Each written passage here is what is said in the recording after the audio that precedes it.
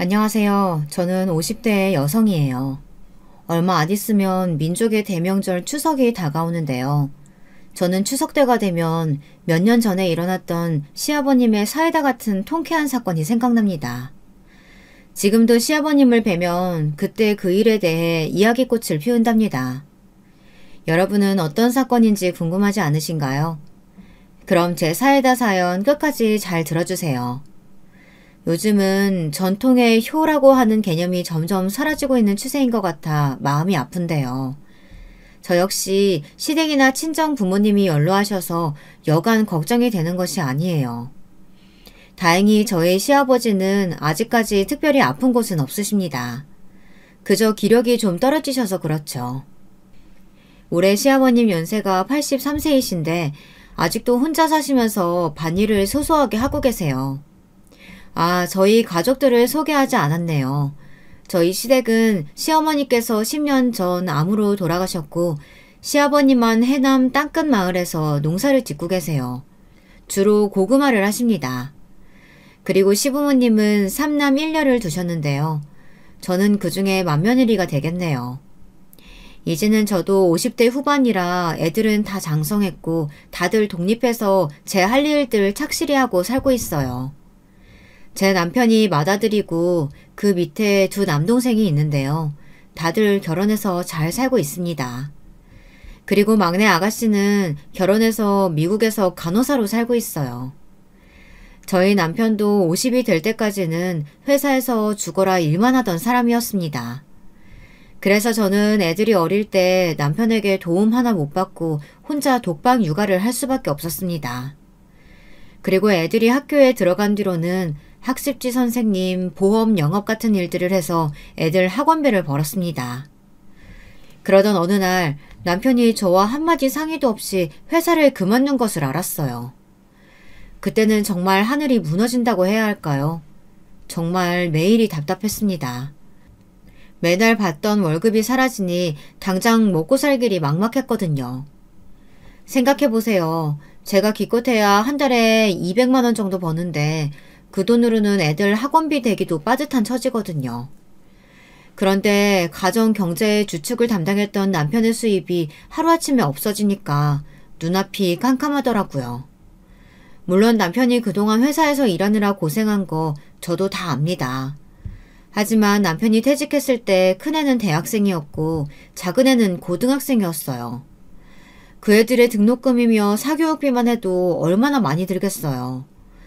그런데 아무 대책 없이 회사를 그만둬 버리니까 남편에게 저절로 잔소리가 나올 수밖에 없었어요. 그러면 남편은 대꾸도 없이 휙하니 집을 나가버리는 것이었습니다. 제 잔소리가 듣기 싫다는 무언의 시위 같은 것이었겠죠. 지금은 화해하고 정답게 지내지만 그때는 정말 이혼이라도 해야 하나 하는 생각까지 들더라고요. 그만큼 남편과 저는 매일 얼굴만 마주치면 싸우는 지경에 이르렀습니다. 지금 생각해보면 그때 남편은 우울증이 왔던 것 같아요. 번아웃 증후군이라고 하죠. 열심히 일만 하다가 회사에서 치이고 밑에서 젊은 애들은 치고 올라오고 결국 회사에서는 설 자리가 없어지게 되었나 봐요. 그래서 회사에서 해고당하기 전에 그냥 명예퇴직을 선택했다고 하더라고요. 그런데 그 시기가 하필이면 우리 애들이 대학생, 고등학생이었을 때였던 거죠. 한참 돈 많이 들어갈 시기인데 퇴직금이라고 몇 억 가지고 어떻게 생활을 하고 살겠습니까? 남편은 무기력한 얼굴로 집에서 계속 잠만 잤고 제가 출근하면 오후 늦게 일어나 밥 차려놓은 거 먹고 TV만 보는 백수 생활을 계속했어요. 저는 아무리 잔소리를 해도 안 되니까 지쳐 남편을 소 닭 보듯 했고요. 우리 부부는 각방 생활을 한 지 꽤 오래됐거든요. 남편은 제가 코 고는 것이 시끄럽다고 하고 저는 자다가 남편이 뒤척거리는 것이 싫었습니다. 그러다 보니 서로 다른 방에서 지내면서 집만 같이 쓰는 사이가 되어버렸죠. 저는 답답한 마음을 호소할 곳이 없었습니다. 제 친정 부모님은 저를 금전적으로 도와주실 수 있는 처지가 아니셨어요. 그분들도 살기 빠듯하셨고 두 분 생활비도 오히려 제가 보태드려야 할 상황이었거든요. 제가 집안의 가장이 되었는데 여기저기 돈 들어갈 곳은 너무 많았어요. 저는 할 수 없이 시아버님께 전화를 했습니다. 시아버님은 원체 활달하고 긍정적인 성격이셨는데요. 시어머니가 돌아가신 후 갑자기 힘을 잃어버리셨어요.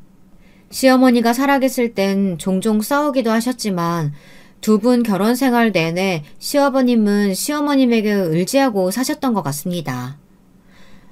아버님, 저예요, 큰며느리. 요즘 어떻게 지내세요? 그래, 맞이냐? 나야 뭐 맨날 똑같지. 병원도 잘 다니고 있고 밥도 잘 챙겨 먹는다. 그러니까 아버지 걱정은 하지 말아라. 근데 오늘은 무슨 일인게야? 아버님, 다른 게 아니라 제가 말씀드리기 죄송스러운데 애비가 실직을 했어요. 시아버지께서는 한참 동안 말이 없으셨습니다. 이제껏 아무 문제 없이 살아왔던 맏아들이 아무런 상의도 없이 회사를 그만두었다니 아버님도 황망하셨던 모양이었습니다. 왜 안 그렇겠어요. 집안의 가장이 집에서 놀고 있다고 하는데 근심이 안 되실 수가 없었겠죠. 저는 조심스럽게 시아버지에게 말씀을 드렸습니다. 그이가 요즘 힘도 없고 삶의 의욕도 잃어버린 것 같아요. 아버님이 전화 좀 하셔서 그에게 정신 차리고 다른 일이라도 구해보라고 말씀드려주시면 안 될까요? 저 정말 요즘 너무 답답해요. 집에만 있는 남편 보는 것도 힘들고요. 아버님, 제발 부탁 좀 드릴게요. 그래, 알았다. 내가 큰애한테 전화해 볼 테니까 너는 너무 걱정 말고 기다리거라. 전화를 끊고 저는 한숨을 푹 내쉬었습니다. 정말 드리기 힘든 말씀이었지만 그래도 아버님이 압박을 해야 남편이 뭐라도 할 것 같았으니까요. 그때는 시아버지밖에 매달릴 곳이 없었습니다. 시아버지는 바로 남편과 통화를 하셨나 보더라고요. 그날 저녁에 제가 힘들게 일하고 퇴근을 하니 남편이 화를 내며 저에게 소리치더군요. 당신 시골 아버지한테 나 실직했다고 말했어? 왜 그랬어? 아버지 걱정하시잖아. 왜 시키지도 않은 짓을 해서 이 사달을 만들어? 사달이라니. 나도 얼마나 답답했으면 아버님한테 하소연을 다 했겠어. 당신은 내 심정 따위는 안중에도 없지. 그러니까 내가 아버님께 하소연하기 전에 당신이 정신이라도 차리지 그랬어. 우리 애들 아직 경제적 능력도 없는데 대책도 없이 퇴직해서 매일매일 생기 없이 사는 아빠 모습 그렇게 보여주고 싶어? 남편이 본심을 말하자 저 역시 본물 터지듯 그동안 서운했던 마음을 다 퍼부어버렸습니다. 남편은 그제야 뒤통수 맞은 듯 멍한 표정을 짓더라고요. 그 후부터 남편은 어디라도 재취직하기 위해 이리 뛰고 저리 뛰었습니다. 하지만 세상이 그렇게 녹록지 않았어요. 50이 다 된 명예퇴직자를 다시 써주는 회사가 어디 있겠습니까? 대한민국에 치킨집이 그렇게 많은 이유가 회사를 그만두고 치킨집부터 차리는 사람들이 많아서라는 우스갯소리 아닌 우스갯소리가 있다죠. 남편은 몇 달간 심각하게 자영업을 알아보기도 했습니다. 하지만 겨우 퇴직금 몇 억으로 차릴 수 있는 창업 아이템도 없었어요. 그리고 코로나 이후로 자영업자들이 넘쳐나는데 전쟁이 될까 하는 걱정도 있었고요. 대학교 졸업하고 한 회사에만 주구장창 다녔었던 남편은 다른 할 줄 아는 것도 없었습니다. 중간에 이직을 하던 뭐라든 자기 개발을 했어야 하는데 그럴 시간도 없이 그저 회사에 몸바쳐 일만 했었거든요. 요즘 애들처럼 계산이 빠르지도 않았고 이미 기억력도 깜빡거리고 있는 아저씨를 누가 써주겠어요. 남편은 매일 집에서 컴퓨터로 입사 원서를 쓰고 구직 사이트에 올려놓고 면접을 보러 다녔지만 취직에 번번이 실패했습니다. 남편은 면접을 보는 족족 다 떨어지자 술로 하루하루를 보내는 것이었습니다. 한 잔이 두 잔이 되고 한 병이 두 병이 되고 저는 그러다가 남편의 건강이 심하게 상할까 걱정이 되기 시작했어요. 저는 술을 먹으려는 남편을 막고 남편은 저 몰래 술을 마시려고 매일 신경전이 계속되었습니다. 그러다 지친 저는 다시 한번 시아버지에게 도움을 요청했어요. 그랬더니 시아버지는 남편을 호되게 혼내주셨습니다. 집안의 가장이라는 애가 말이야. 매일 술로 세월 보내려고 하면 어떡하냐? 그렇게 일자리 없으면 애비가 하는 고구마 농사나 와서 거들어. 나도 몇만 평 되는 밭 혼자 하려니까 힘들다. 그러니 네가 와서 애비도 도와주고 애비 밑에서 일해가지고 돈 벌어가면 되지 않느냐. 그걸로 우리 손주들 먹여 살리면 되지. 왜? 농사는 힘들어 못 짓겠어? 80 먹은 이 애비도 아는데? 이제 겨우 50인 네가 못한다는 게 말이나 돼? 시아버지의 호통소리에 남편은 또 그제야 뭔가 해결이 된 것 같았습니다. 남편은 당장 가벼운 짐을 싸고 시아버지가 계시는 해남의 시댁으로 내려갔습니다. 저와 남편은 그렇게 주말 부부가 되었죠. 주 5일간 남편은 아버님을 모시면서 해남에서 살고 토요일 아침에 집에 올라와 애들과 저와 함께 서울 집에서 지냈습니다. 남편도 50대가 되어 정직하게 땀을 흘리며 농사를 지어보니 우울증도 치료된 것 같았습니다. 사실 낮에 땀 흘려 일하면 밤에는 정신없이 쓰러져 자기 바빴을 거잖아요. 게다가 농사 지으며 햇빛을 많이 보니 남편은 점점 건강해졌습니다. 시아버지와 남편이 같이 지내니까 저도 아버님의 걱정을 덜게 되었고요. 처음엔 아버님이 요리를 하셔서 남편에게 밥을 차려주셨는데 남편이 슬슬 밥하는 법을 배워서 아버님께 밥을 차려드렸다고 합니다. 저는 주말마다 반찬을 바리바리 싸서 집에 왔다 다시 시댁으로 가는 남편에게 보냈습니다. 그러면서 꼭 시아버지께 전화해 남편과 함께 드시라고 당부했어요. 그러면 시아버지께서는 고맙다고 하시면서 저에게 애들 잘 챙기라고 말씀하셨습니다. 그래, 내 아들은 내가 잘 데리고 있으면서 사람 만들 테니까 넌 우리 손주들하고 잘 지내고 있어라. 반찬은 잘 먹으마. 네, 아버님 정말 감사해요. 아버님 덕에 그이가 정신 차린 것 같아서 저도 한결 마음이 놓이네요. 감기 조심하시고요. 남편은 시아버지 밑에서 농사를 배우며 농사에 새로운 판로를 열거나 농법을 바꾸는 등 교육을 받아가며 농사를 본격적인 사업으로 발전시켜 나갔습니다. 시아버지는 농사지은 작물들을 도매로 농협에 넘기기만 하셨는데 다른 판로나 인터넷으로 팔리는 걸 보시고 굉장히 신기해 하셨습니다. 그런 게 요즘 말하는 스마트 농법이냐며 남편을 대견해 하시기도 했나 봐요. 시골 동네에 가니 50 초반이었던 남편은 동네에서 청년 대접을 받았다는 겁니다. 그러니 동네 할아버지 할머니들에게 이것저것 부탁을 받았대요. 그러다 보니까 남편은 점점 만능 수리공 비슷하게 변해갔습니다. 그것도 시아버지는 흐뭇하게 바라보셨고요.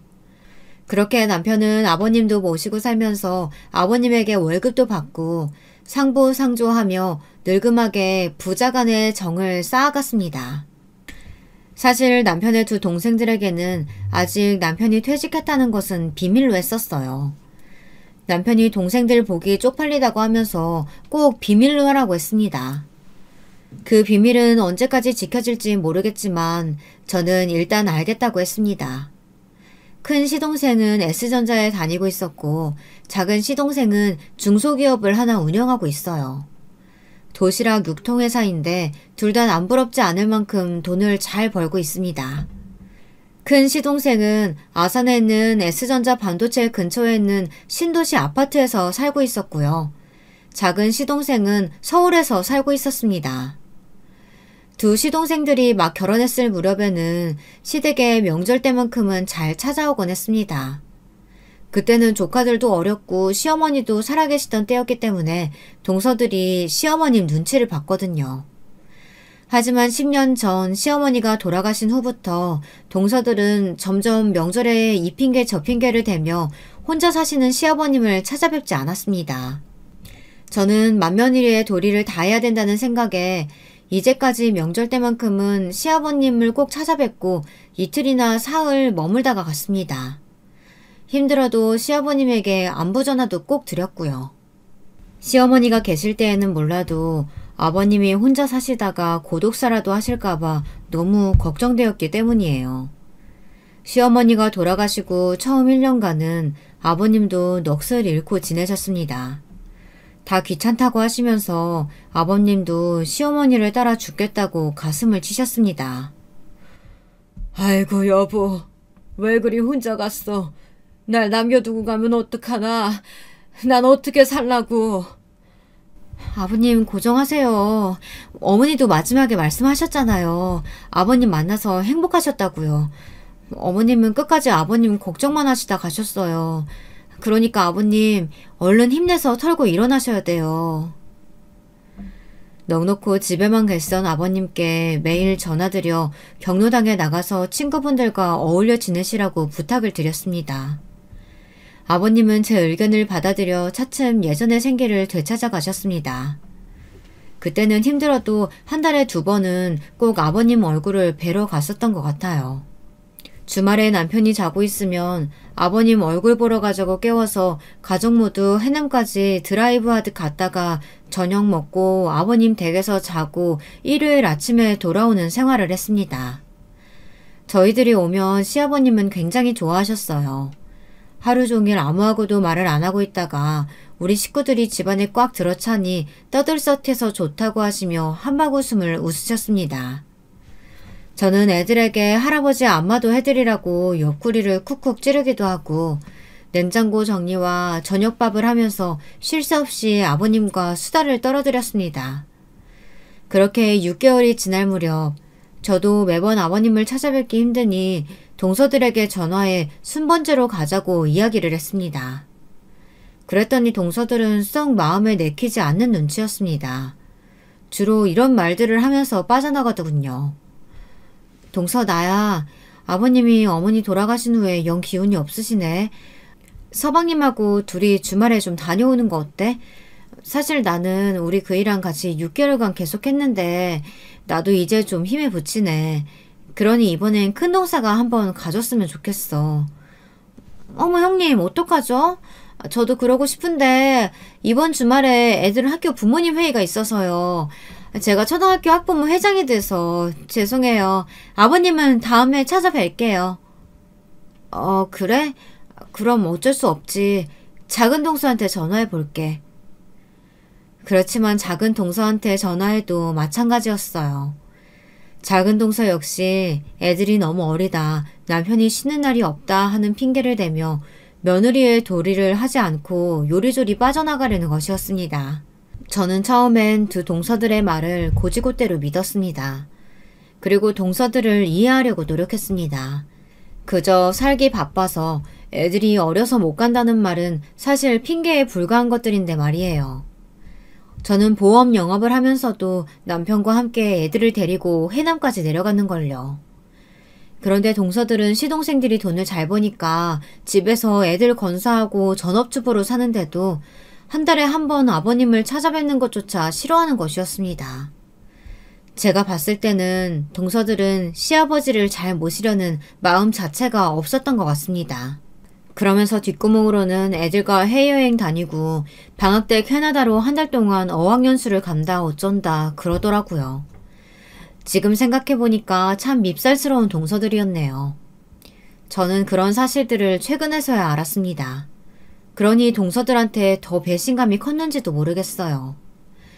아무튼 저는 동서들의 속이 뻔히 보였지만 제가 뭐라고 싫은 소리 한다 해서 들을 것 같지 않았습니다. 저는 그냥 체념하고 저만이라도 시아버님께 신경 써드리자 결심했습니다. 이렇게 10년간 쭉 이 생활을 이어오고 있었습니다. 자꾸 얼굴을 보다 보니까 아버님도 저한테 잘해주시고 남편도 아버님 덕에 생기를 찾아가는 것이 느껴졌어요. 저는 그냥 그것으로 됐다고 위안 삼으며 만족하려고 했습니다. 저한테 그 일이 일어나기 전까지는 말이죠. 그 사건이 있었던 해는 마침 추석 무렵이었던 것 같습니다. 여느 때와 다름없이 저는 추석 명절을 지내려고 애들과 함께 해남으로 갈 준비를 하고 있었어요. 이번에 가면 명절 음식도 음식이지만 아버님께 기운나는 보양 음식을 해드리려고 했거든요. 아버님께 해드릴 음식, 재료 장본 것들도 챙기고 아버님 관절에 좋은 약이나 선물 같은 것들도 챙겼습니다. 그렇게 짐을 챙기다 보니 꽤 무겁더라고요. 남편은 올라오지 말고 해남에서 있으라고 했습니다. 그리고 애들 둘에게 캐리어를 끌게 하고 제가 운전을 해 시남의 시댁으로 가고 있었습니다. 차 안에서 애들은 저희들 삼촌들에 대한 이야기를 하더군요. 저는 듣지 않은 척 했지만 애들의 이야기는 놀라운 것이었습니다. 사촌들끼리 무슨 단톡방을 만들었는데 거기서 조카 애들이 이번 명절에 뭘 하냐는 것이 화두로 올랐었던 모양이에요. 다들 이번 추석 명절에 뭐해? 해남 할아버지 댁에 올 사람은 없나? 우리는 동남아로 여행 가는데. 우리도 가는데. 형네는 어디로 가? 우린 보라카이. 와, 우리는 베트남 가는데. 좋겠다, 보라카이. 거기 바다 엄청 좋다면서? 베트남도 맛있는 거 많이 먹고 올 수 있잖아. 나는 거기가 더 부러운데? 말없이 카톡에 올리는 단톡방을 보고 있던 작은아들이 갑자기 저에게 이런 푸념을 하는 것이었습니다. 우리는 왜 명절마다 시아버지가 계시는 해남으로만 가야 하느냐고요. 제 사촌동생들은 명절 때마다 시댁에 안 가고 해외여행만 다니는 것이 부러웠던 모양입니다. 저는 작은 아들을 엄하게 타일렀어요.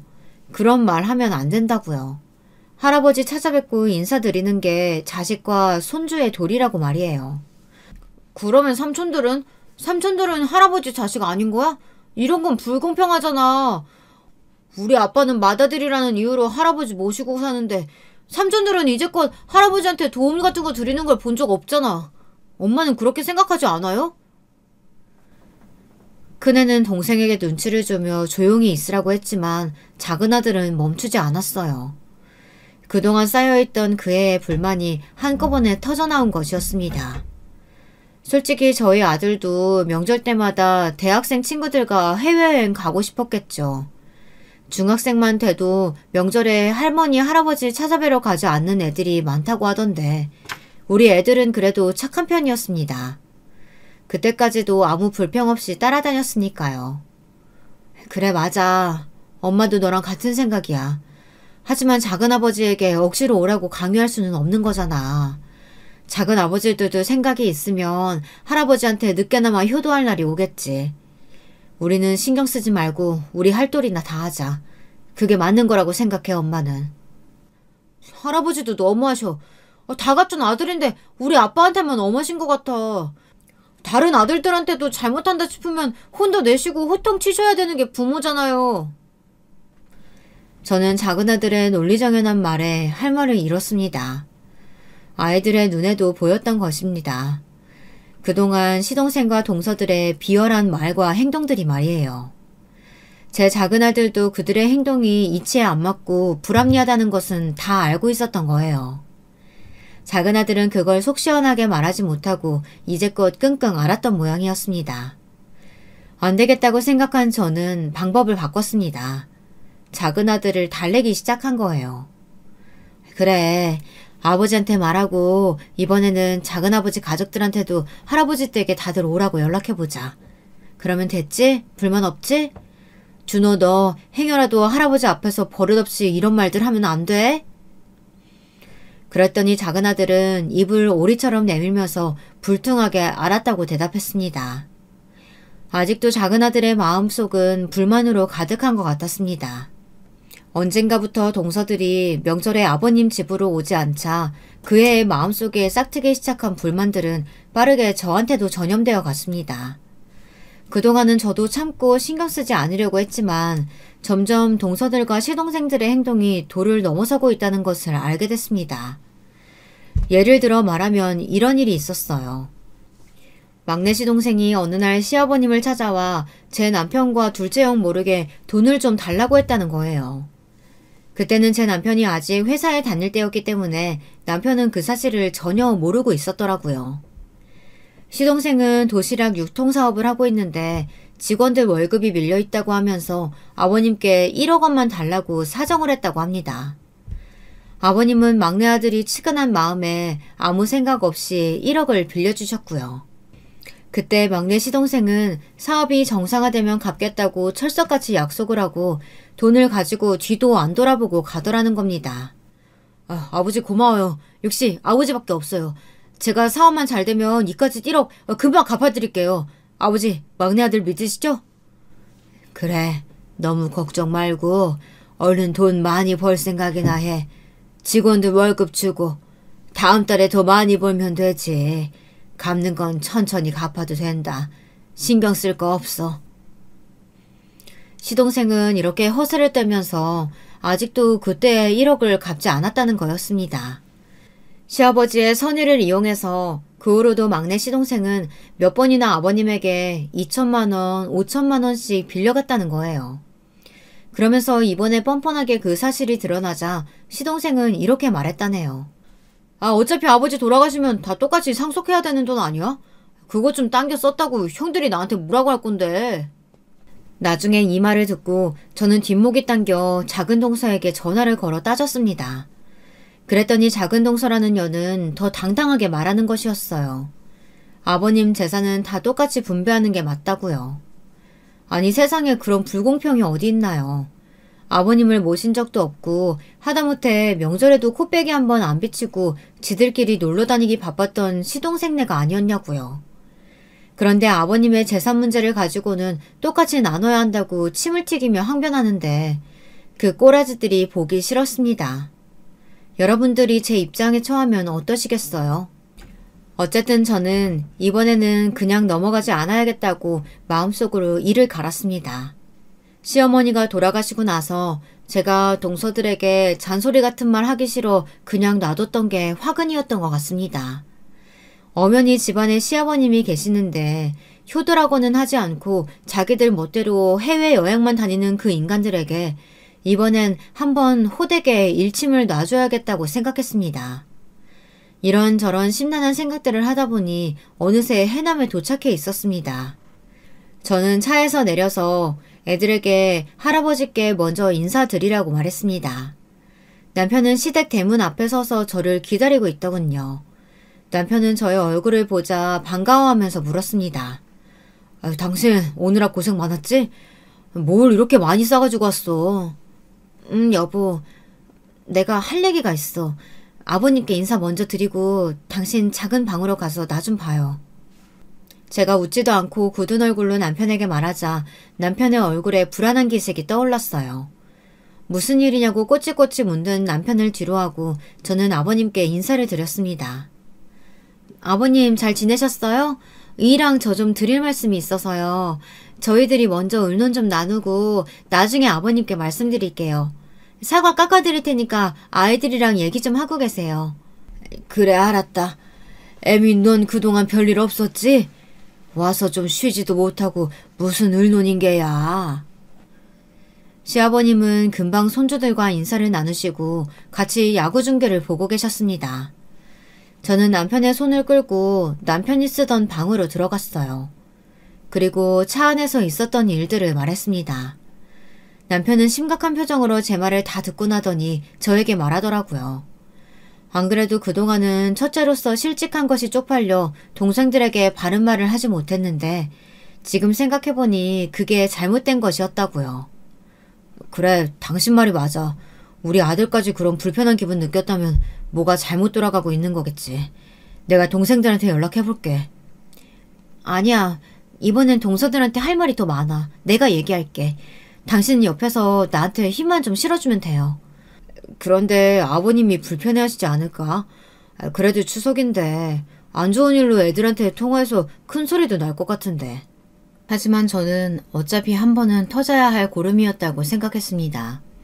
이대로 가만히 있기에는 저도 그동안 동서들에게 쌓인 서운함을 풀어낼 길이 없었습니다. 이대로 계속 놔둔다면 시동생들과 동서들은 막말로 아버님이 돌아가신 후에나 와서 아기들처럼 재산 분할해달라며 때를 쓸 게 아니겠습니까? 그런 그림이 그려지자 저는 소름이 끼쳤습니다. 저는 방을 나와 야구를 보시는 시아버님 앞에 무릎을 꿇고 앉았습니다. 남편도 엉겁결에 저를 따라했어요. 시아버지는 눈이 휘둥그레졌습니다. 저의 돌발 행동에 많이 놀라신 것 같았습니다. 저는 얌체 같은 동서들을 응징하기 위한 결심을 아버님께 보여드려야겠다고 생각했습니다. 조금 떨렸지만 제가 그동안 시아버지에게 서운하게 해드린 적은 없었기에 아버님만은 제 편이 되실 거라고 믿었습니다. 아버님, 드릴 말씀이 있어요. 역정내지 마시고 끝까지 들어주셨으면 좋겠습니다. 예, 마지 네가 무슨 일이냐? 잘못한 것도 없는데 왜 무릎을 꿇어? 얼른 일어나 제대로 앉아서 말해라. 네, 너의 부탁이라면 다 들어줄게. 그동안 네가 맏며느리로서 해온 일들이 있는데 당연히 네 편이지. 이 시애비는 그렇다. 시아버지의 다정한 목소리에 저는 가슴이 울컥했어요. 그동안 아버님을 모시면서 힘들었던 일들, 제가 도와달라고 할 때마다 동서들의 냉담한 반응들이 주마등처럼 스쳤습니다. 그 서러움이 한꺼번에 몰려와서 저는 거의 울음이 터질 뻔했습니다. 저는 숨을 삼키며 천천히 말을 이어갔습니다. 아버님, 제가 맏며느리 노릇 제대로 못해서 동서들이 저를 우습게 보는 것 같아요. 오늘도 보세요. 추석에 시댁에 온 가족들은 저희뿐인걸요. 큰 시동생네, 작은 시동네네는 동남아 여행 간다고 아버님 댁에 올 생각도 하지 않잖아요. 이게 과연 옳은 일인 걸까요? 아버님이 한번 시동생들이랑 동생들 기강 좀 잡아주셨으면 좋겠습니다. 그래, 내 그것들이 못돼 처먹어서 나한테 와서는 손만 벌리고 지들 필요한 돈만 주면 싹 입 닫고 가버리는 건 알고 있었다. 하지만 그것들도 자식들이라고 이제까지 참아왔어. 근데 내가 잘못했다. 네 말을 듣고 보니 그동안 네가 마음고생이 심했겠구나. 시아버지는 무조건 제 편이라면서 든든하고 인자하게 웃으셨어요. 저는 아버님의 미소에 용기 100배해서 우선 큰동서에게 전화를 걸었습니다. 큰동서는 전화를 계속 받지 않다가 제가 끈질기게 대여섯 번 전화를 걸자 할 수 없이 받았나 봐요. 큰동서는 시큰둥한 목소리로 오만불손하게 전화를 받았습니다. 아, 형님, 저 지금 해외에 있어서 전화 오래 못해요. 통화료 많이 나오니까 용건만 간단히 하세요. 동서, 지금 추석 연휴인 거 알아? 동서가 언제부터 이렇게 나한테 당당해졌어? 추석이면 시댁에 와서 아버님께 인사도 드리고 다만 밥 한 끼라도 먹고 가야 자식된 도리인 거 아니야? 형님, 그런 설교 하실 거면 끊어요. 저 지금 관광하러 가야 돼요. 바쁘다고요. 근동서의 쩌렁쩌렁한 목소리는 옆에 계시던 시아버지의 귀에도 다 들려왔습니다. 시아버님은 정말 분기가 탱천하신 것 같았습니다. 저에게서 수화기를 낚아채시더니 까랑까랑한 목소리로 소리를 지르셨습니다. 작은 애 너 이년, 어디니 형님한테 이렇게 오만방자하게 굴어? 네 시애비가 뒷방 늙은이라고 지금 무시하는 거냐? 아버님 옆에 계셨어요?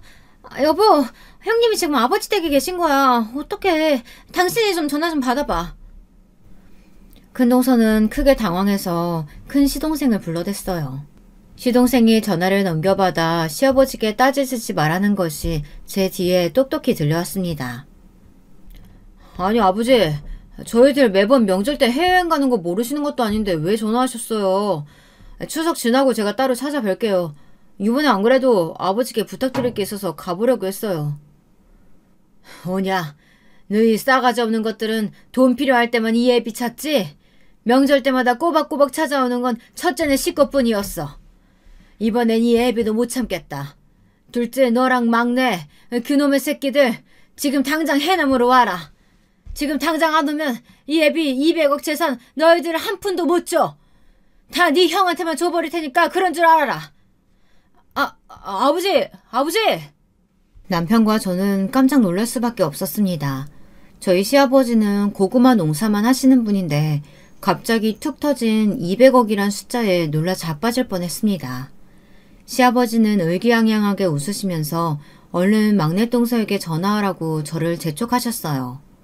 저는 얼떨떨한 얼굴로 막내동서에게 전화를 했습니다. 막내동서네 역시 이미 동남아 여행에 가 있는 것이었습니다. 그러니 막내동서도 제가 전화한 것이 반갑지 않았을 테죠.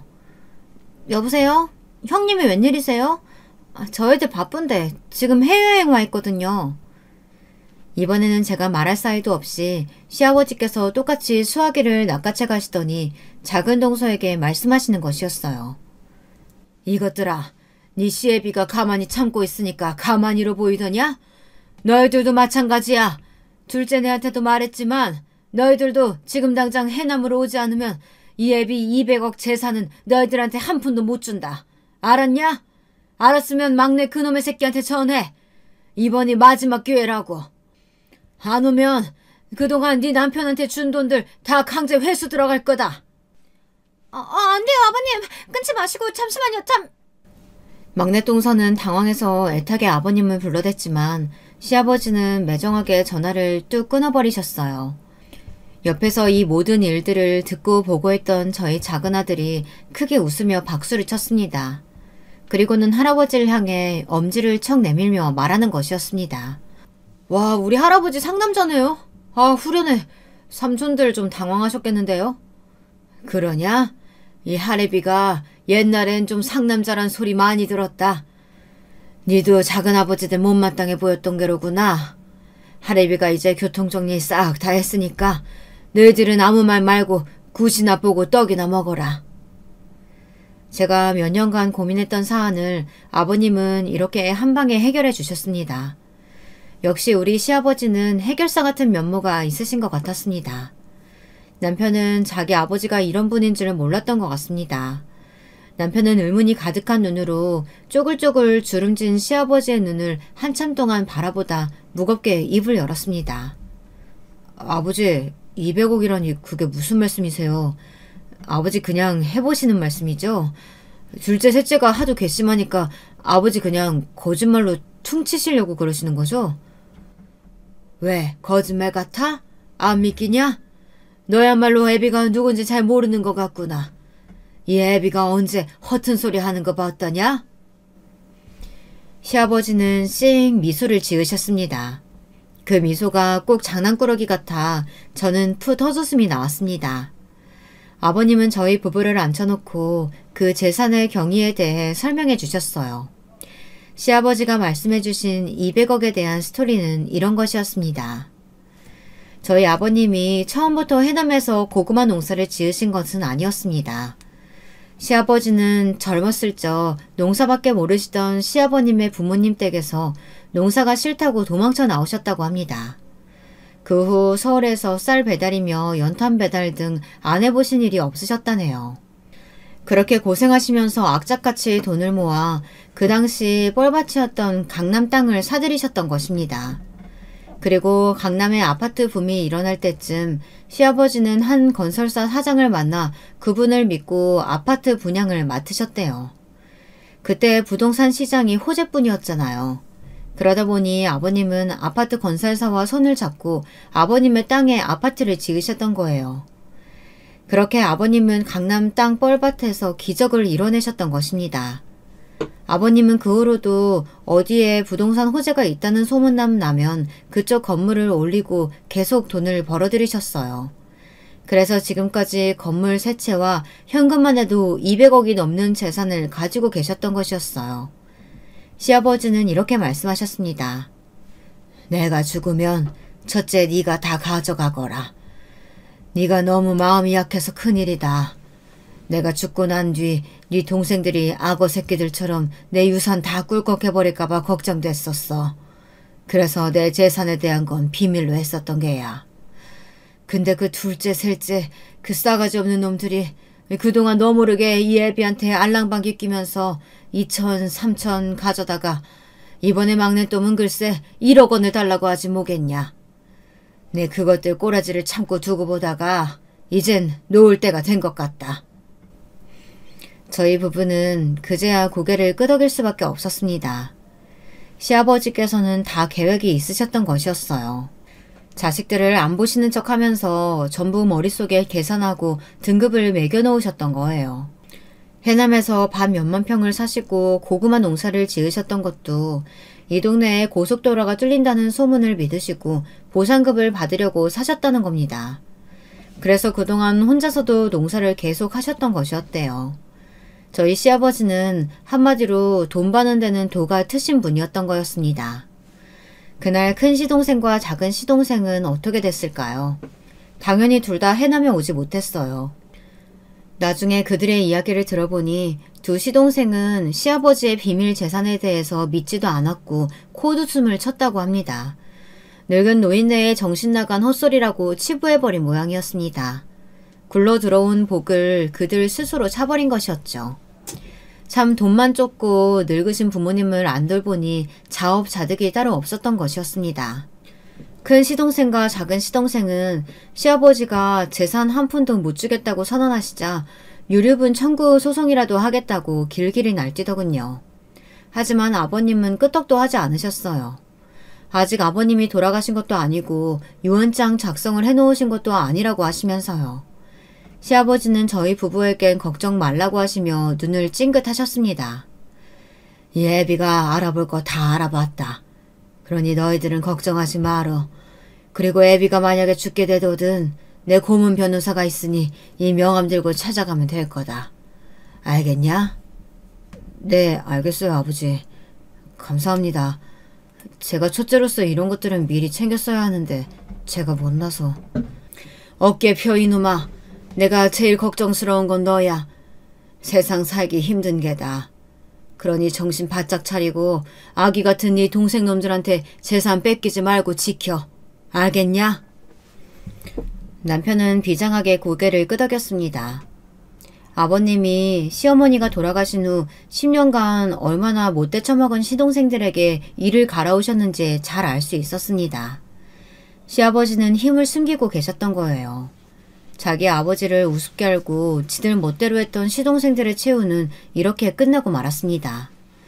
솔직히 저는 그동안 동서들에게 쌓인 게 많아서 그런지 일련의 일들이 통쾌하게 느껴졌어요. 마치 사이다 한 병을 통째로 들이킨 것 같더라고요. 그 후엔 어떻게 되었냐고요? 우리 시아버님은 아직도 쌩쌩하게 잘 살고 계시고요. 남편은 그저 하던 대로 아버님 모시고 다시 고구마 농사에 전념하고 있습니다. 그리고 꼴도 보기 싫던 큰 시동생과 작은 시동생은 이제껏 시아버지에게 빌려갔던 명목으로 가져간 돈들만 받고 앞으로는 국물도 없다고 시아버지가 크게 호통을 치셨습니다. 둘째 너 이놈, 이번엔 어림도 없어. 네가 뭐 때문에 돈이 필요해? 그냥 너희들끼리 잘 살아라. 다신 돈 빌려달라고 손 벌리지 마라. 막내 이놈도 마찬가지야. 저번에는 그렇게 울상하고 공장 어렵다고 해서 내가 돈 빌려주기는 했었는데 내 알아보니 너희들도 서울에 40평대 아파트에다 누릴 거 다 누리고 살고 있더라. 그런데 왜 자꾸 애비한테 돈을 달라긴 달래? 아버지, 너무하신 거 아니에요? 우리는 아버지 자식들 아니에요? 왜 형한테만 그 큰 돈을 다 주신다는 건데요? 맞아요. 장남만 유산 많이 받으라는 법이 어딨어요. 대한민국의 법이 그렇게 깡통 같지 않아요. 아버지, 전 그렇게 나오시면 저도 유산 청구 소송할 거예요. 시끄럽다. 내 재산은 나를 진정으로 생각하는 큰애한테만 준다는데 너희들이 무슨 권리로 그딴 소리 짓거려? 앞으로 내가 너희들 행동들 똑바로 두 눈 뜨고 지켜볼 거야. 호적에서 팔고 싶지 않거든 처신들 똑바로 해라. 알았냐? 이놈 새끼들아. 아버지 제발요. 이렇게 빌게요. 시아버지의 까랑까랑한 목소리에 두 시동생들은 어깨를 움찔 떨었습니다. 그리고 두 손 모아 싹싹 빌었습니다. 그동안 그 못된 것들이 속으로 얼마나 아버님을 무시하고 뒷방 늙은이 취급을 했을까요? 아버님이 두 시동생들에게 속아서 재산 다 나눠주시지 않고 이렇게 정의를 실현하시니 아버님에 대한 믿음이 더욱 눈덩이처럼 커졌습니다. 그 사건이 있은 후부터 저는 시아버지가 하시는 말씀이라면 파트로 매주를 쓴다고 해도 다 믿을 정도였어요. 시아버지는 묵묵히 일하는 제 남편을 이제 꽉 믿고 몇만 평 고구마밭뿐만 아니라 강남의 다른 건물에 대한 권리와 월세 수입 관리를 맡겨주셨습니다. 제 남편도 이제 소위 말하는 건물주가 된 것이었죠. 저는 이러한 행운이 믿기지 않아 지금도 볼을 가끔 꼬집어보고는 합니다. 시아버지는 제가 힘들게 보험 영업하는 것을 불쌍하게 여기셨다고 예전부터 그만두라고 하셨거든요. 하지만 저는 아직도 보험 영업하는 것이 힘들지 않아 그 일을 그만두지 않았습니다. 다만 예전처럼 아등바등 살지는 않고 있어요. 지금은 남편이 실직하고 가장이 되어서 답답했던 과거는 우리 부부의 저녁 술안주거리처럼 되어버렸습니다. 저녁에 일과를 마치고 돌아오면 술 한 잔 기울이며 그때 일을 떠올려보곤 합니다. 당신 이제 곧 60 되는데 당신도 해남 고구마밭 내려와서 아버님이랑 나랑 같이 살자. 어때? 애들도 이제 회사 들어갔고 지들이 알아서 결혼도 할 거 아니야. 그러면 우리도 시골에서 전원생활 하자고. 유유자적하게. 그래, 나도 생각 좀 해볼게. 아무래도 애들이 둘 다 집 떠나면 나도 집 정리하고 아버님 말년까지 모시려고 생각했었어. 뭐 조금 앞당겨진다고 생각하지 뭐. 시아버지는 가끔 그런 말씀을 하시더군요. 아직도 저나 남편 모르게 큰 시동생, 둘째 시동생이 아버님께 전화해 싹싹 빌어도 보고 아버님에게 소송 건다고 페류나 같은 짓거리도 한다고 하더라고요. 그 말을 들을 때마다 저는 소름이 오싹 끼칩니다. 혹시나 시아버님이 돌아가시고 나면 그 시동생들에게 남편이 얼마나 닥달을 당할까 그런 생각이 들어서 말이에요. 제가 그런 걱정스러운 기색을 내비치면 시아버지는 웃으면서 저를 안심시켜 주십니다. 그네야, 걱정하지 마라. 내가 그 욕심은 많은 것들이 니네 부부 재산에 손 못 대도록 잘 단돌이 시켜놨으니까. 내가 만약 죽더라도 애비한테 고문 변호사 명함 줬다. 유언장에 함부로 손 못 댈 거야. 앞으로는 너희들 마음대로 돈 쓰고 살아. 애빈이가 보험 그깟 거 안 해도 평생 먹고 살 만큼 돈은 있으니까. 내가 네 덕분에 말년이 참으로 행복하다. 죽을 때까지 건강하게 팔팔하게 살다가 갈란다. 그러려면 운동도 열심히 하고 일도 쉬지 말아야지. 네, 아버님. 아버님 덕분에 제가 많이 배워가요. 저도 이제 노년 준비해야 하는데 아버님 오래오래 사시면서 저희 부부 앞으로도 잘 지도해주세요. 그러려면 꼭 오래 사셔야 돼요. 제 대답에 시아버지는 호탕하게 웃으시면서 제 등을 두드려 주셨습니다. 저희 부부는 아들만 둘이니 앞으로 아버님의 지혜를 배워야지요. 그런 일은 정말 없어야겠지만 저희 부부도 말년에 애들한테 주도권 잡혀 휘둘릴지도 모르니까요. 네, 저도 우리 시아버지 같은 멋진 노인으로 늙어가는 것이 소원이 되었습니다. 앞으로 살면서 제 애들에게도 부모님에게 효도해야 한다는 것을 몸소 보여주면서 살고 싶습니다.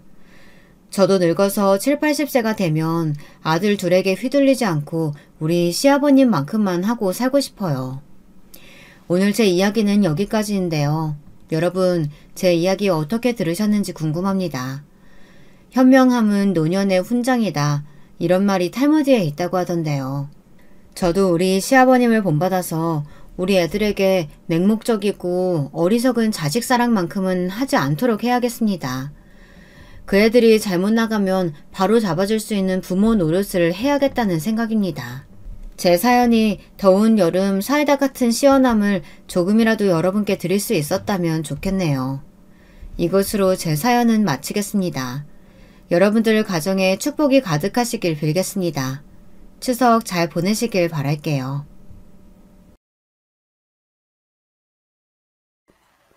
안녕하세요. 저는 올해 꽤나 많은 부침을 겪은 끝에 마음의 평화를 찾게 된 30대 주부예요. 지금은 눈에 넣어도 안 아플 딸 하나와 남편과 살고 있고요. 사연에 빠지다를 보다 보니 사연자님들도 전국적으로 많은 지역에 분포되어 있으시더라고요. 그만큼 살아오신 이야기도 다양한 것 같고요. 어떤 분은 살아오신 인생이 너무 극적이어서 제가 겪은 이 정도의 이야기를 내놓아도 될까 망설였지만 그래도 남편의 권유로 한번 써보게 되었어요. 주부의 소소한 잡담이라 생각해 주시고 부디 끝까지 들어주시길 바래요. 사실 어떻게 보면 저 역시 사는 게 만만치는 않았어요. 어린 시절로 거슬러 올라가자면 일단 저희 집 사정이 그닥 편안하지 못했거든요. 아버지 사업이 일찍 기우시면서 집안 걱정에 형제 걱정에 그렇게 살아왔으니 마음속엔 늘 불안함과 초조함이 자리하고 있었어요. 그런데 그게 남편을 만나면서 조금 안정되었던 것 같아요. 고등학교를 졸업하고 20대 후반에 사무실에서 일을 하고 있다가 우연히 중학교 동창회 자리에서 남편을 만나게 되었는데 거기서 남편에게 한눈에 반했어요. 야, 덕수 너는 어째 그대로다? 변한 게 없어. 변한 게 없긴. 너야말로 그대로인데 여전히 이쁘네. 뭐하고 살아? 남편 입에서 이쁘다는 말이 의외로 설레더라고요. 사실 남편은 제가 중학교 내내 짝사랑했지만 고백 한번 하지 못하고 끝난 상대였거든요. 비운의 짝사랑이었죠. 그래서 그런지 남편의 뒤로 자꾸 후광이 비춰졌어요. 그나저나 동창회 생각보다 길어지는데 우리 나가서 이야기할래? 그래서 당돌하게도 무작정 나가자고 남편을 꼬드겼어요. 나가서 한 건 별거 없었지만 동창회가 끝나고 나서도 어떻게든 연을 이어나가려 했어요. 남편은 당시 당구장을 운영하고 있다고 했는데 당구장이 생각보다 멀지 않다고 하더라고요. 그 덕분에 저는 거의 매일 남편을 보러 나갔어요. 당구 치러 왔다는 명목으로요. 사실 그때까지야 당구의 당자도 몰랐지만 매일 출석 도장을 찍다 보니 언젠가부턴 제가 꽤 이 분야의 달인까진 아니더라도 수준급은 되어 있더라고요. 남편은 제가 매일와 매상을 올려주니 고마운 마음에 몇 번 밥을 사기도 했고 그러다 저희는 자연스레 눈이 맞아 결혼까지 하게 되었죠. 남편과의 결혼 이전 이야기는 이렇게 짤막하게 말씀드렸지만 사실 연애한 기간은 4년이나 돼요. 연애 동안 서로 지지고 볶고 그러다 또 열심히 사랑하며 그렇게 지나왔고요. 그리고 본격적으로 결혼 준비를 하며 남편의 시어머님 되실 분을 만나게 되었는데요. 사실 그전에도 연애할 때 몇 번 뵌 적이 있었어요.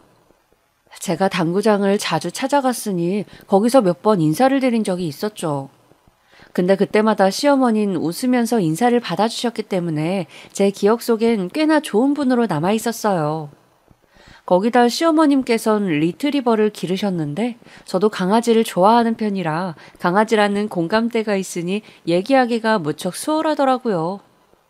사실상 결혼 전 뵙는 중대한 자리였지만 거의 개 이야기만 오가고 있었죠. 우리 감자가 글쎄 어제는 내가 아프다고 하니까 내 곁을 떠나지도 않고 계속 빙빙 도는 거 있지? 이 녀석이 아주 보물이야 보물. 얼마나 엄마를 생각하는지 모른다. 그러니까요 어머님 그렇게 보이네요. 감자 너무 영리하고 이쁜데요? 봐봐라 내가 엎드려 하면 그렇지 옳지 이렇게 잘 엎드린단다. 애교도 많고 아이고 이뻐 죽겠어. 그러네요. 근데 어머님 어쩌다 이렇게 강아지를 좋아하시게 된 거예요? 그게 대수롭지 않게 던진 질문이었는데 그 질문에 시어머니 얼굴이 일순 어둡게 변하더라고요. 그러더니 갑자기 시어머니께서 눈물을 흘리시며 훌쩍거리기 시작하더라고요. 저는 너무 당황스러워 남편을 쳐다보았고 남편도 아유 엄마 왜 울고 그래 하면서 휴지를 내밀었어요. 내가 말이다.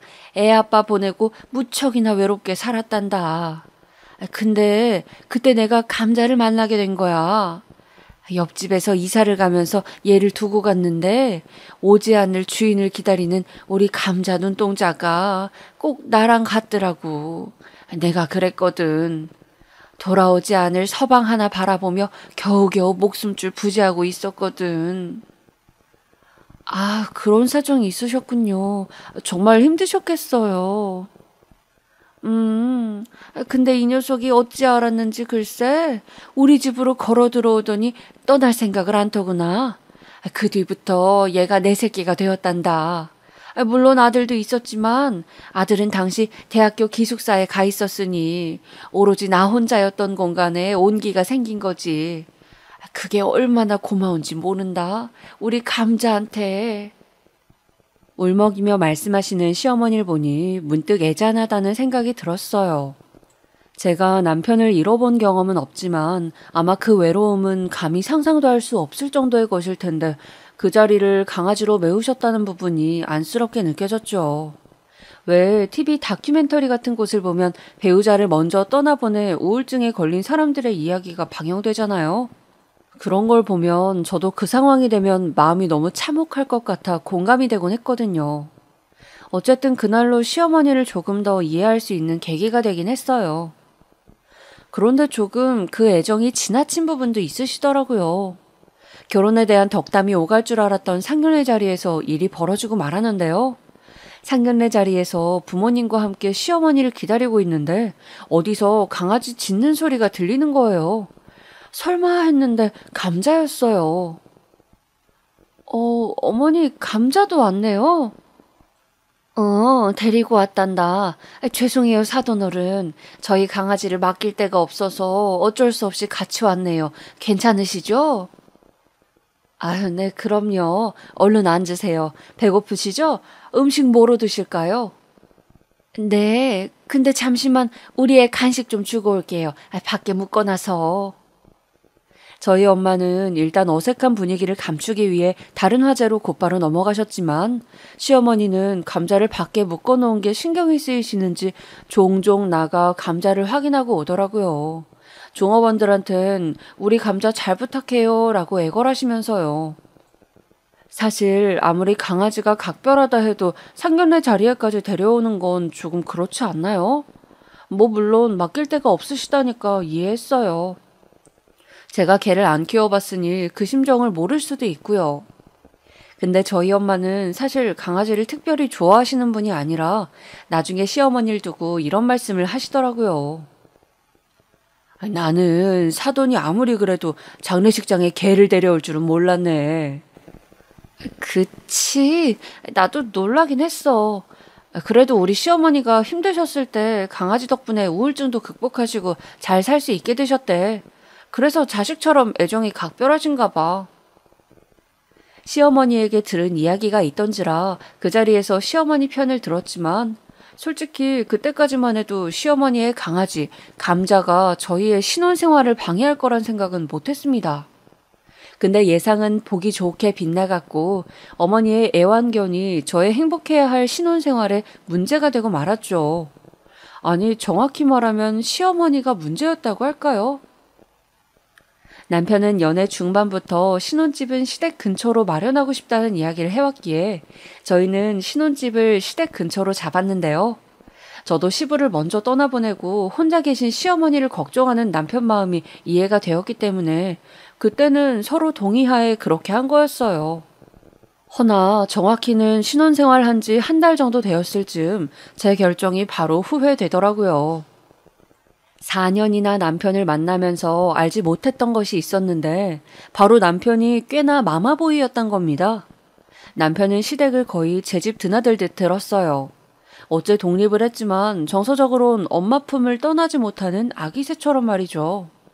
심지어 주말엔 우리끼리 부부만의 생활을 즐기고 싶었는데 어머니와 감자를 보러 가자고 보채는 바람에 어쩔 수 없이 가야 할 때가 있었어요.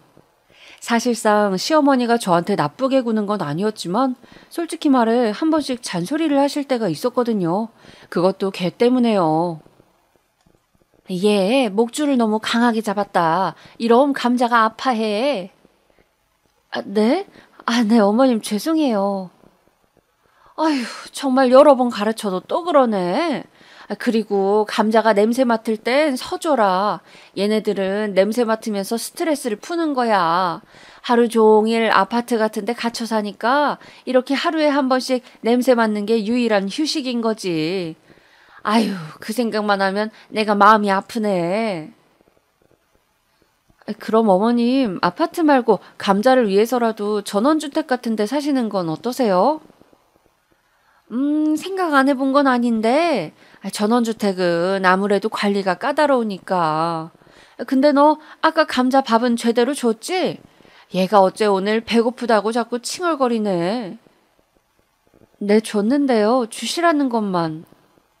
확실한 거지? 아휴, 근데 얘가 자꾸 왜 이런담?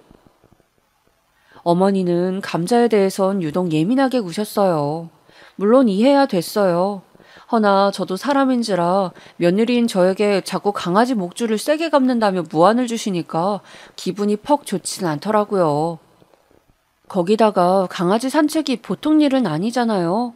한 번 하면 1시간은 기본인데 저희 어머니는 어찌나 체력이 좋으신지 기본 나갔다 하면 3시간이었어요. 거기다 대형견 산책이니 제가 산책을 시키는 게 아니고 걔가 저를 끌고 다니며 산책을 시켜주더라고요. 어머니, 너무 더운데 이제 좀 들어가 쉬면 안 될까요? 어머, 얘 좀 봐. 들어가긴 왜 들어가. 뭐 힘들다고. 아직 우리 감자 더 있고 싶다 하잖니. 그지 감자야? 그래, 그래. 알겠다. 더 뛰자. 아, 네. 얘, 그렇게 힘드니?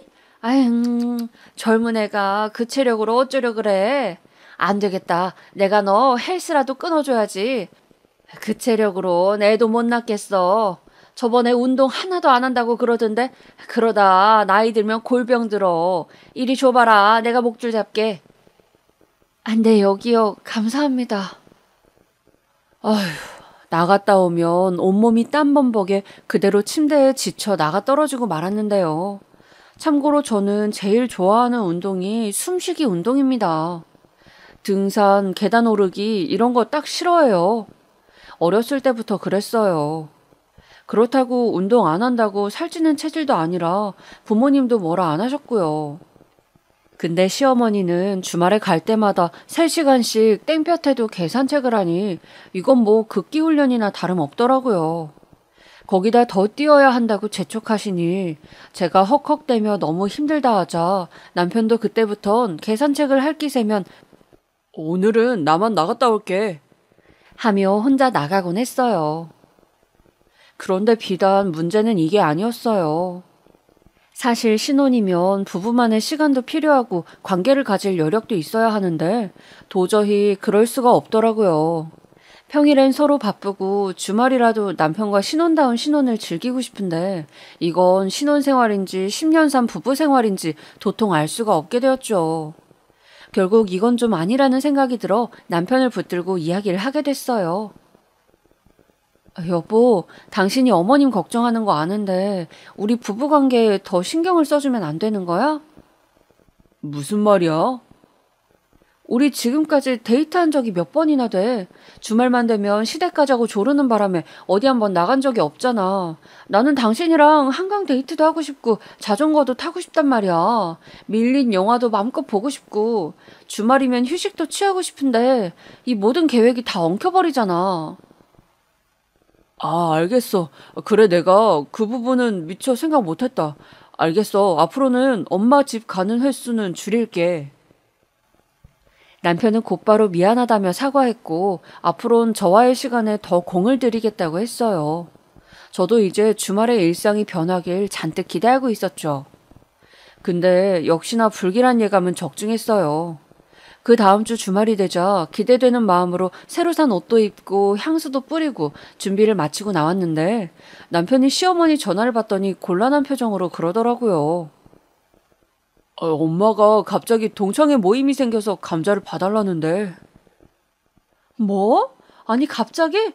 이걸 갑자기 말씀하시면 어떡하자는 거야. 그럼 우리 약속은. 몰라. 안 된다고 해. 우리 약속이 선약이잖아. 그게 여보. 근데 엄마도 말하는 걸 깜빡하셨대. 감자 못 돌봐주면 우리 엄마 또 난리 칠 것 같은데. 여보 저기 미안한데 오늘은 당신 혼자 자전거 타면 안 될까? 아니면 내가 좀 이따 상황 보고 밤에 한강으로 나갈게. 그래, 그렇게 하면 되겠다. 뭐라고?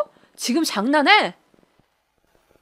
제가 결국 너무 화가 나 빽 소리를 지르자 남편도 움찔하더라고요.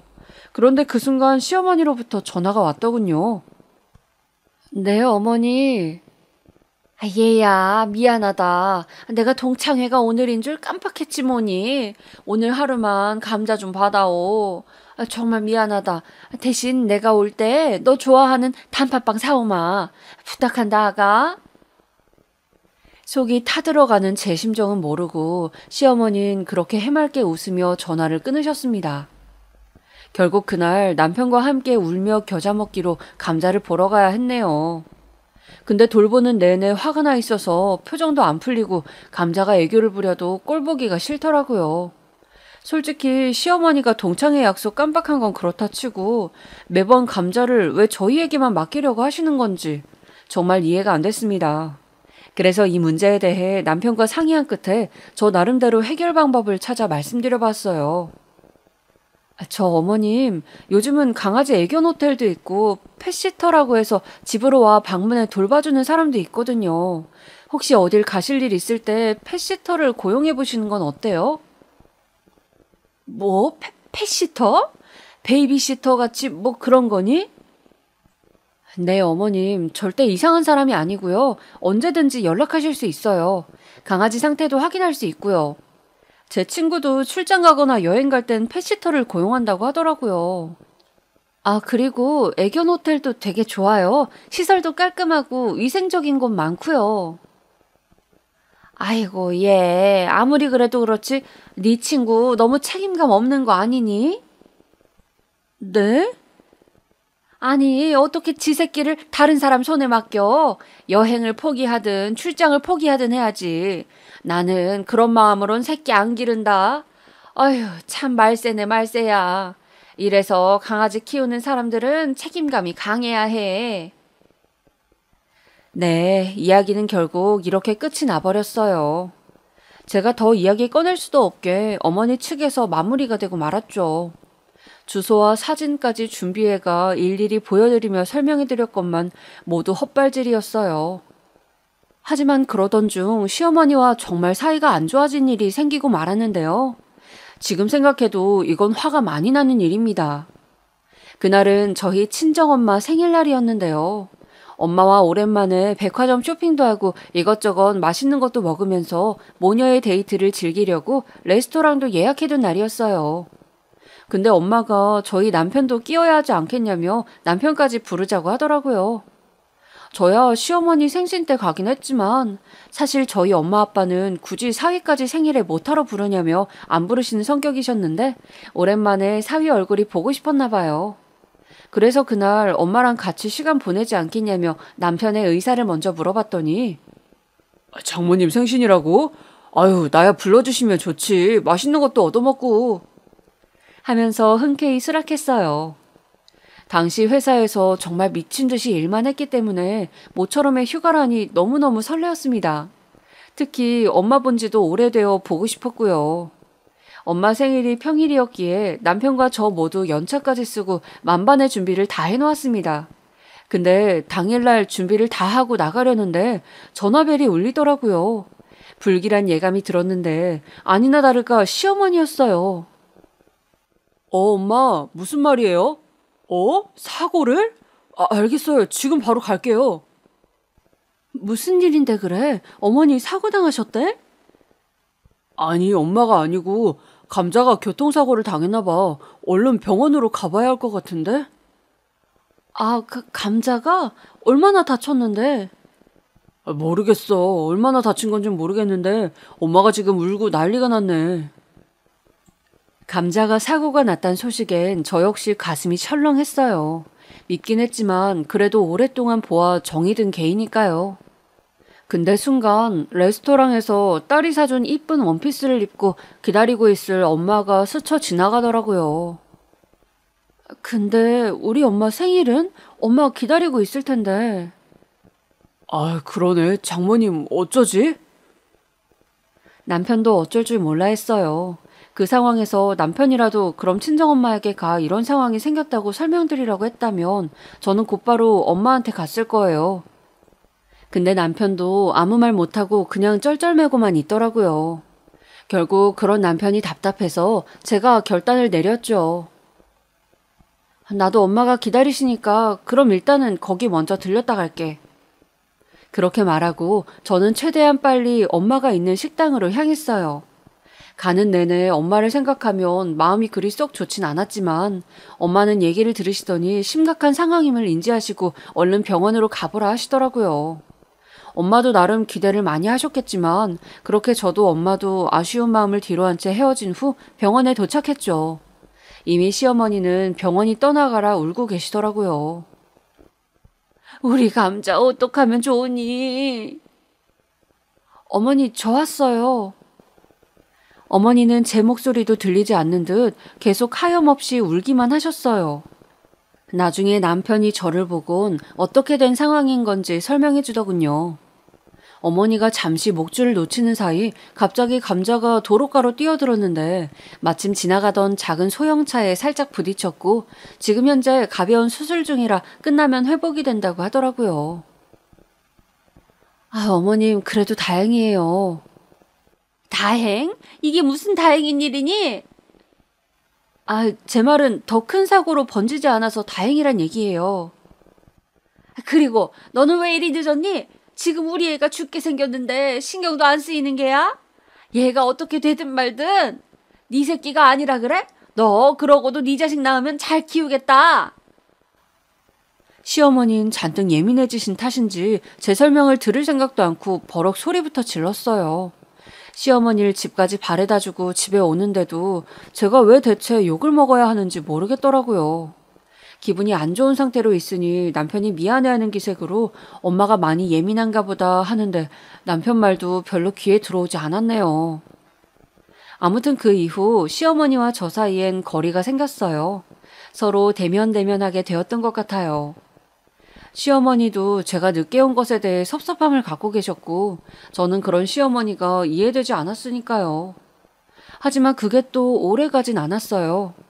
어느 날 저희 집안에 그토록 원하던 경사가 생겼으니까요. 바로 저희 부부가 그토록 바라던 천사가 찾아와 준 거였죠. 임신을 하자 시어머니는 몸에 좋은 한약도 지어주시며 좋아하셨고 자연스레 다시 사이가 회복되었습니다. 제 입장에서야 제일 좋은 건 딱히 저를 찾으시지 않는다는 거였죠. 그리고 출산을 하고 육아로 미친 듯이 바쁜 와중에 시댁엔 도저히 신경 쓸 여력이 없었기 때문에 더더욱 갈등이 생길 일이 없었습니다. 시어머니는 가끔씩 아이를 보러 오셨는데 그때마다 내 손주 너무 이쁘다면서 정말 이뻐해 주시더라고요. 어머니께서 이렇게 아이를 좋아하시는 분이었나 하는 생각이 들면서 감자만 좋아하는 모습을 봐서 그런지 생경했네요.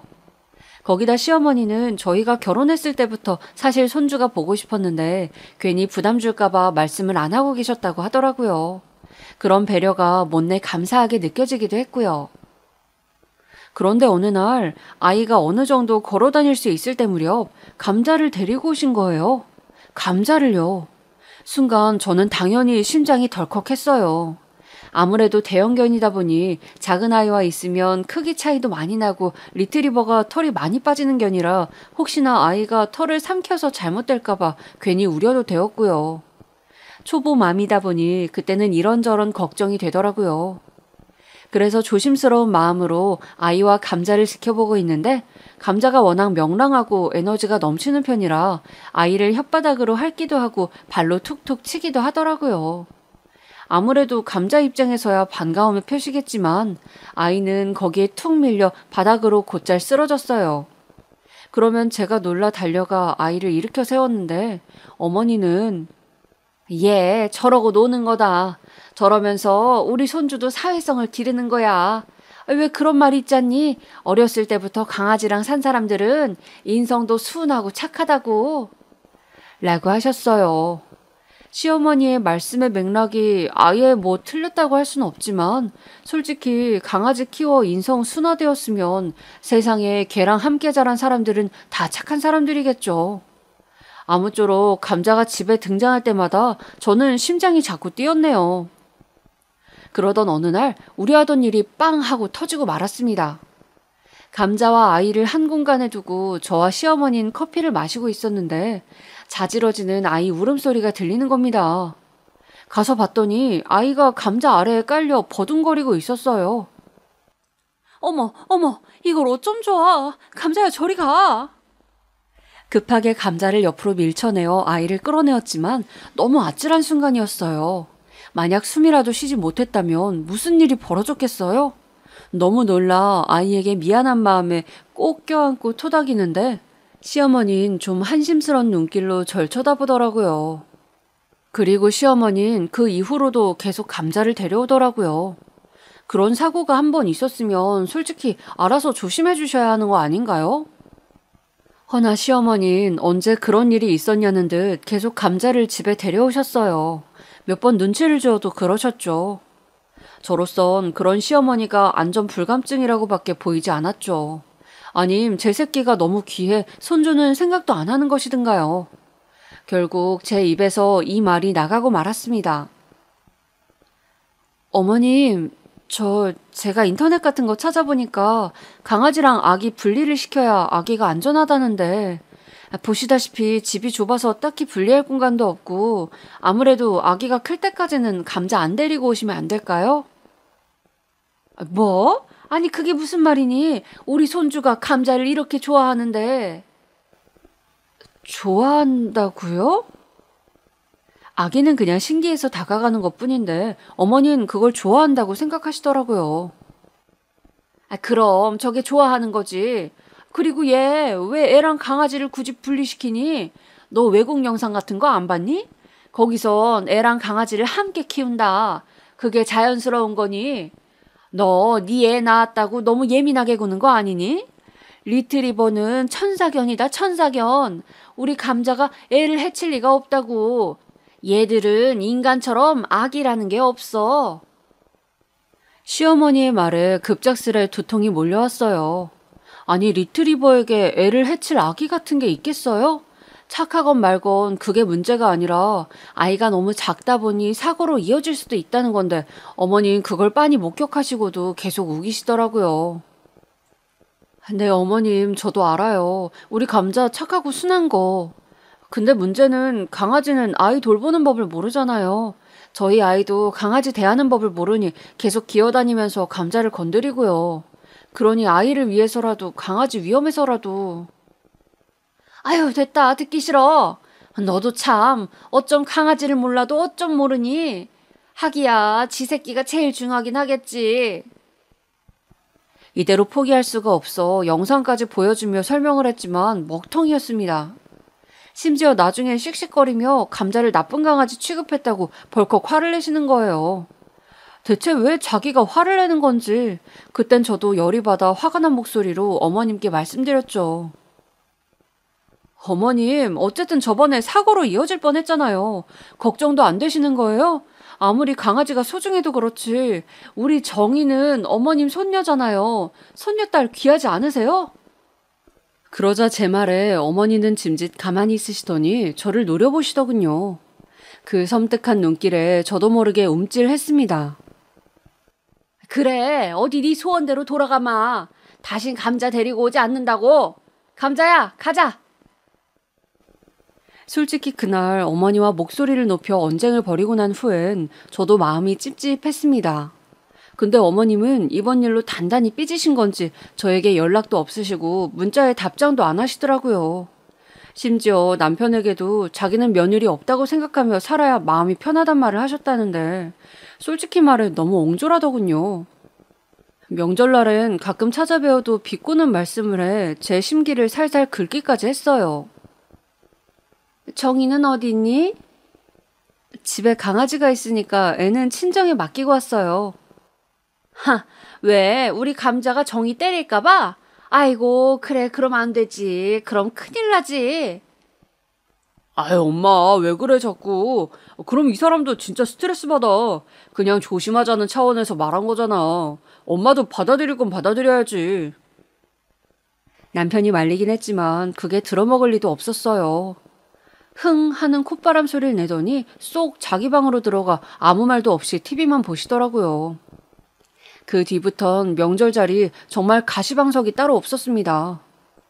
이 대한민국엔 명절이 왜 이리 많을까 생각할 정도로 너무 스트레스를 많이 받았어요. 시어머니 집만 갔다 오면 머리가 아파 두통약을 먹어야 할 지경이었죠. 처음에야 나름대로 저는 노력한다고 어머님께 손주 사진도 가끔 보내드리곤 했는데 어느 순간에 그 노력마저 지쳐서 안 하게 되었죠. 남편도 옆에서 계속 제 눈치만 보았고요. 그러던 중 큰 사단이 일어나게 되었는데요. 저희 아이가 2살 될 무렵 벌어진 일이었어요. 어느 날 아이가 자꾸 울어 다가가 살펴보니 몸이 불덩이처럼 뜨겁더라고요. 놀라서 체온계를 재보니 열이 39도나 되었어요. 어머, 어떡해. 마침 동네 소아과가 열려있어 급히 데려가 약을 처방받았어요. 그리고 아이 곁에서 열이 떨어지기만을 기다리며 열심히 아이를 간호하고 있었죠. 근데 때마침 어머니에게서 오랜만에 연락이 온 거예요. 자기가 나갈 일이 있는데 감자 밥을 먹이러 와달라는 문자였죠. 마침 남편이 출장을 간지라 부탁할 사람이 저밖에 없었던 거였어요. 근데 저 역시 아이에게 매여 있으니 갈 수 있는 상황이 안 되어 못 간다고 말씀을 드렸습니다. 그랬더니 시어머니께서 잠자코 아무 말씀 없이 전화를 끊으셨어요. 아이가 아프다고 했으니 알아들으셨겠지 싶어 저는 다시 우리 아이 열이 떨어지기만을 기다리고 있었죠. 그런데 그날 밤 갑자기 쿵쿵쿵 문소리가 들려 나가보았더니 시어머니 얼굴이 인터폰 너머에 보이는 거예요. 이 밤중에 무슨 일이지 싶어 문을 열었는데 어머님 무슨 일이에요? 아! 그 순간 깜짝 놀랐습니다.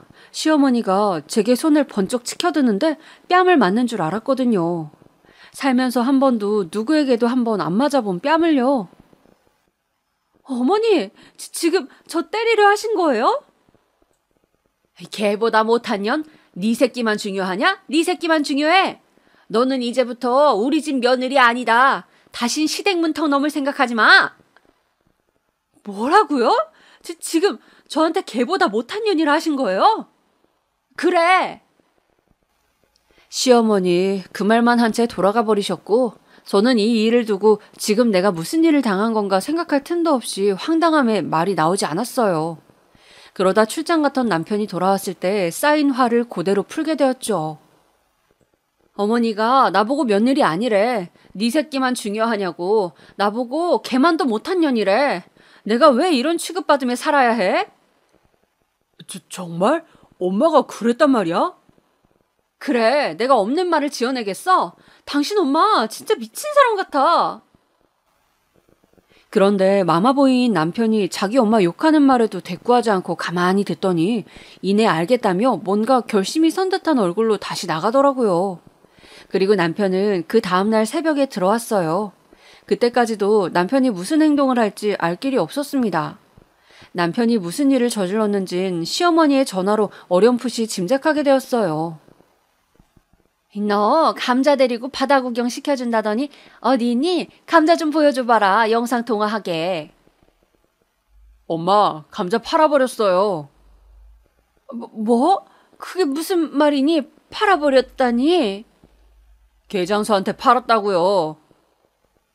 그 말에 시어머니는 역시나 곧장 숨을 헐떡이며 집으로 달려오셨고 떨리는 목소리로 다시금 남편에게 물으셨어요. 거짓말이지? 너 그냥 엄마한테 화나서 그런 말 하는 거지? 아이, 알았다. 내가 다 잘못했어. 며느라가한테 다신 안 그럴게. 그러니 말해다오. 우리 감자 어디 있는지. 어디 있는진 나도 몰라요. 엄마 그만 가요. 우리 밥 먹어야 하니까. 밥이 넘어가니 지금? 밥이 넘어가냐고? 거짓말인 거 다 안다. 거짓말인 거 아니까 제발 말해다오. 시어머니는 애통할 만큼 계속해서 거짓말인 걸 안다고 감자가 어디 있는지 말해달라 했어요. 허나 남편이 시어머니의 반복되는 질문에도 정말로 팔았다 하니 갑자기 그 자리에 주저앉으셔선 오열을 하기 시작했어요. 정말 눈앞에서 자식을 잃은 어미처럼 거의 진이 빠질 정도로 우시는데 이러다 무슨 일이 나면 어쩌나 싶었죠. 당신 정말 팔았어?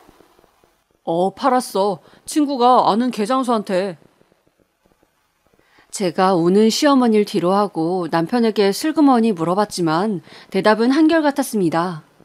시어머니는 그렇게 한참을 우시더니 뭔가 받아들이셨는지 넋을 잃은 얼굴로 현관문 밖으로 나가셨습니다. 비틀거리는 발걸음으로 겨우겨우 문 밖으로 나가시는데 그 뒷모습을 보자니 저도 숨이 턱 막히더라고요. 그 이후 시어머니는 우리와 가까운 곳에서는 살기 싫다며 이사까지 가시고 저희에겐 연락 한 통이 없었습니다.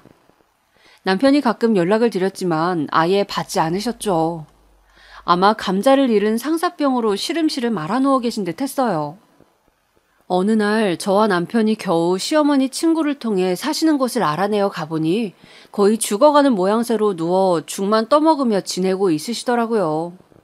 죽도 하루에 반 끼만 드시며 사시는 듯 했는데 남편이 더 드셔야 한다 하면 자식 잃은 어미가 무슨 입맛이 돈다고 밥을 먹으라 하는 거니. 이 모든 게 다 내 불찰이다. 내 죄야. 내가 죄를 지어 감자가 그렇게 된 거야. 불쌍한 우리 감자. 라며 힘없는 목소리로 중얼거리시곤 했어요. 그런 시어머니 모습을 보니 저도 마음이 썩 좋진 않더라고요.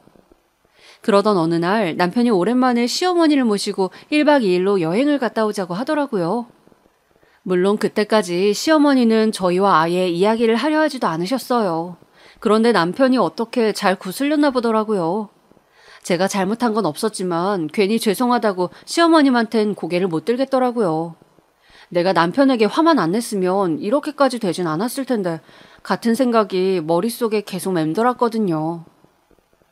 그렇게 남편은 시어머니를 거의 끌어내다시피 하여 차에 태우곤 어딘가로 향했어요.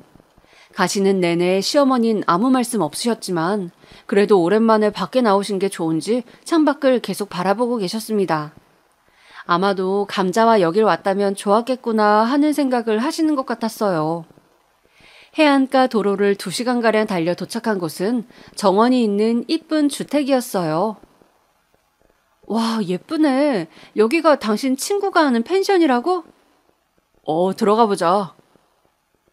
그런데 그때였어요. 어딘가 개 짖는 소리가 들리더라고요. 설마 하여 남편을 보았는데 빙그레 웃더군요. 시어머니의 시선이가 닿은 곳엔 금색 털을 지닌 감자가 꼬리를 살랑거리며 우리를 보고 있었어요.